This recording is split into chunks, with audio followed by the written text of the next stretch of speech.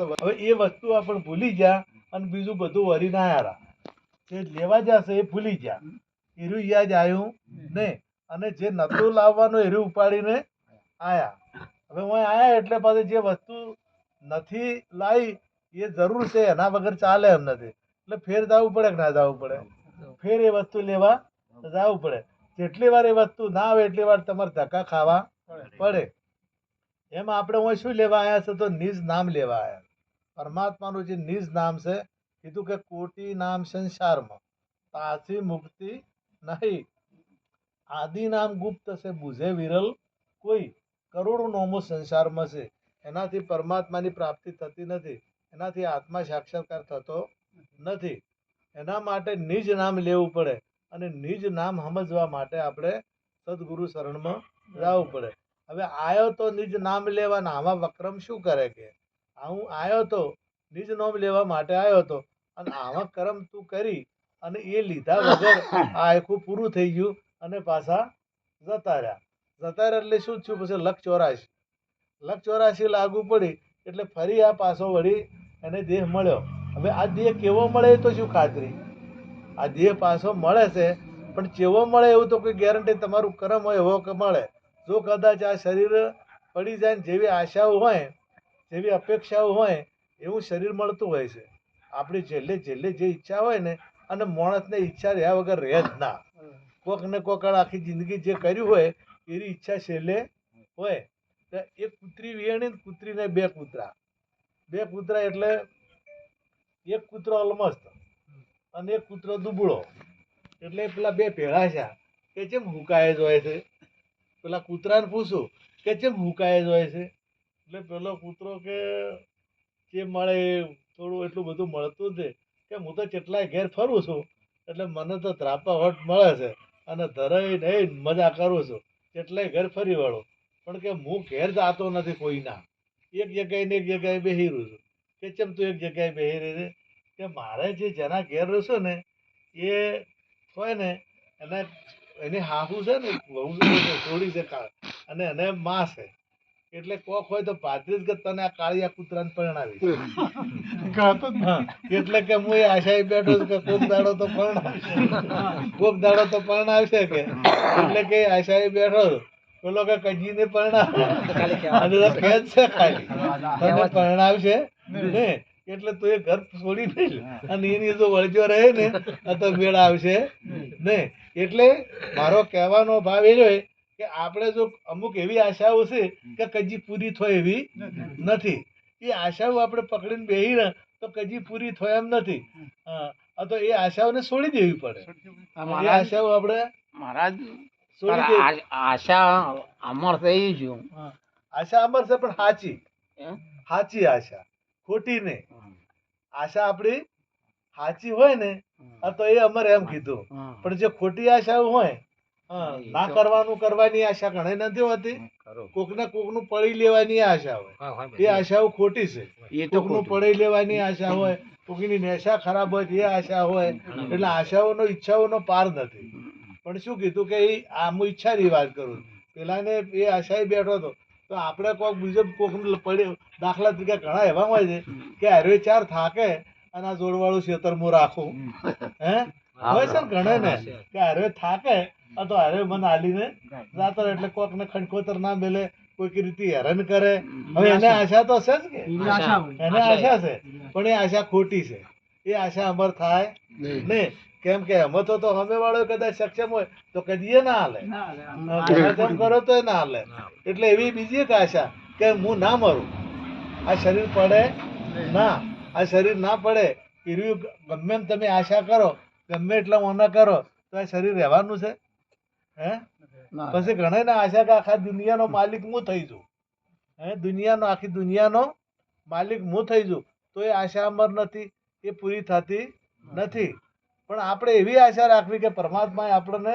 સુંદર શરીર આપ્યું છે તો આ શરીરથી સારું કામ થાય સારા વિચાર હોય લોકોને સત માર્ગ બતાવે અને આપણે પરમાત્માનો સાક્ષાત્કાર થાય તો એ આશા અમર છે કે પરમાત્માની પ્રાપ્તિ થાય આત્માની ઓળખાણ થાય અને ભગવાનના મને દર્શન થાય અને હું પરમાત્માના ધામમાં જાઉં એવી આશા અમર છે પણ જે ખોટી આશાઓ છે ને એની ડુબાડનારી છે, એ ડુબાડનારી છે. તો આશાયું ઘણી. હા, આશાનો પાર જ નથી, આશા એનો પાર જ નથી, ભારત એ ડુબાડનારી આશાઓ છે. એટલે ડુબાડનારી આશાઓનો કોઈ દાડો ખોટી આશાઓ રાખવી. આપણને પરમાત્માએ આજે બધું તમે જુઓ તો આપણું આમ પૂરું એ કરે છે કે આપણ કરે છે? એક આપણું પૂરું આપણે કરી શકતા નથી, એ જ પૂરું કરે છે. કરતા એ છે અને કારણ એ છે, અને એના સિવાય પોદળું ફરકતું નથી. હવે એને આપણે એ આશા રાખવાની હોય કે એને જાણવો છે, એને ઓળખવો છે અને એના દર્શન કરવા છે. એટલે એ દર્શન કરવા માટે આપણે ગુરુના શરણમાં જવું પડતું હોય. ગુરુની મેળવવાની આશા રાખ તો એ અમર છે. કારણ કે ચમ અમર છે? કારણ કે જો સદગુરુ જે ચરણે જાય એને જે મરવા જન્મવા વાળું છે, એ મરવા જન્મવા વાળું એને મટી જાય છે, અને એ જે પોતે છે એ અમર થાય છે. એટલે એવી આશા અમર છે. એટલે આશા એવી રાખવી પડે. ખોટી આશા રાખવાથી મેળ આવતો નથી. જો રાક્ષસોએ તપ કરી અને શરીર બસાવવાની કોશિશ કરી, પણ શરીર બસાઈ શક્યા કોઈ શરીર બચાવ્યું કોઈ? એટલે એને આશા શેની હતી? આ શરીર ના પડી જાય એની, પણ એ શરીર રહ્યું ના. એટલે આશા હંમેશા એવી હોવી જોઈએ કે ફળીભૂત થાય. આપણી આશા ફળીભૂત થાય એવી આશા હોવી જોઈએ. આ શરીર જેવું તેવું નથી. અને તમે ઈચ્છાઓ કરો તો ઈચ્છાનું ફળ તો મળે જ છે આપણને. ઈચ્છાનું ફળ નથી મળતું એવું ઈચ્છા, પણ ઈચ્છા એ ખોટી પહેલી શુભ ઈચ્છા હોવી જોઈએ.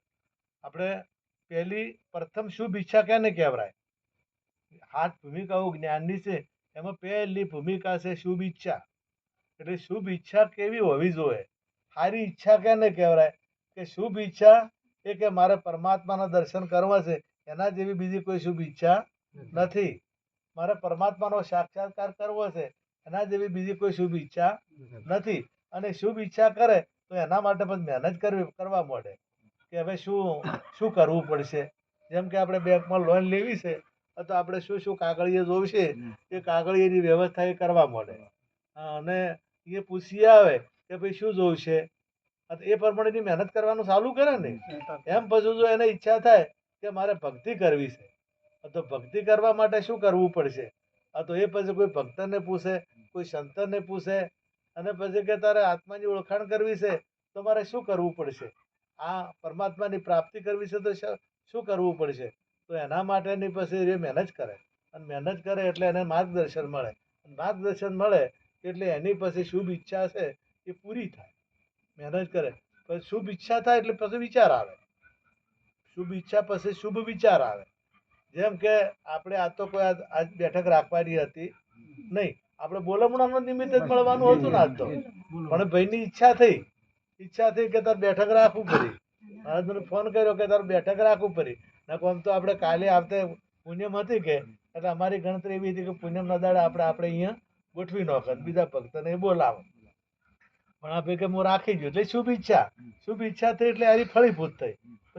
પહેલી ઈચ્છા કરી, પછી વિચાર કર્યો કે તાર શું કરશે એટલે એના માટે પછી કે ભાઈ પાથરવું પડશે, આ વધવું પડશે, પ્રસાદ લાવવો પડશે, એ બધો વિચાર આવે. એમ પછી આપણને વિચાર આવે કે આ તો જો વિચારે ઊંધો કરો ને તો મેળ આવે એવો. પેલો આપણે દૂધનું પેલા દ્રષ્ટાંત કહેતા, એક જણો કાયમી પેલી ખુરશીઓ થતી ડોલતી ખુરશી, હા એવી ખુરશી ઉપર એક દાડો બેસી ગયો કે ચો બેહું જ મજા આવે એવી ખુરશી ચો મળે. ગામડામાં હવે તાર તો કોઈ ખુરશીઓ હતી ને, એટલે મોટા શેગડા વાળી ભેંસ કાયમી છે અડતી, એટલે હારી ભેંસ આમ ડોલતા થાય એટલે પેલો કાયમી વહેલો દાંતન કરતો આ ભેંસ જોવે મારે પેલું કે હારી જબર ડોલે છે, એટલે વના ઉપર બેહું તો કે ખુરશી ગોળે, હા એટલે મજા આવશે. એટલે અરે રોજ વિચાર કરે. મને અઠવાડિયું વિચાર કર્યો ને એક દાડો કૂદકો ભરીને ભેંસના શેગડા ઉપર ચડી. હવે સડતો ખતર્યો પણ એ ઠેરાણું ના, અને ઊંધો પડ્યો અને પગ ફસાઈ ગયો શેગડામાં, અને ભેંસ ઉડી એટલે પત્તો હાથો રાખે, હા લોહી લવણ કરી નાખ્યો. અને બધી ભેંસને ઊભી રાખીને બધાને બધા ભેળા થઈ ગયા. એટલે એને મેં પગ કાઢ્યો. એટલે કે વિચાર તો કરવો હતો કે થોડોક તો વિચાર કરવો કે ભેંસના પગડા પગમાં ધાક હલવરાય, પગ ભેંસના શેગડામાં કે 10 દાડાથી વિચાર કરતો હતો. આજ નવો નહીં કર્યો. 10 દાડાથી વિચાર કર્યો. હવે જો તો જવાબ પડી ગયો કે આવો વિચાર કરે આ તો પછી પૂછતું જ પડે કે ના પડે. હા, એટલે હંમેશા શુભ વિચાર, પહેલી શુભ ઈચ્છા, પછી શુભ વિચાર. હંમેશા આપણો વિચાર સારો હોય તો કાર્ય સારું થાય ને થાય જ. એટલે હંમેશા વિચાર શુભ કરવો. એક પદ બોલું, પાછળ બોલજો બધા.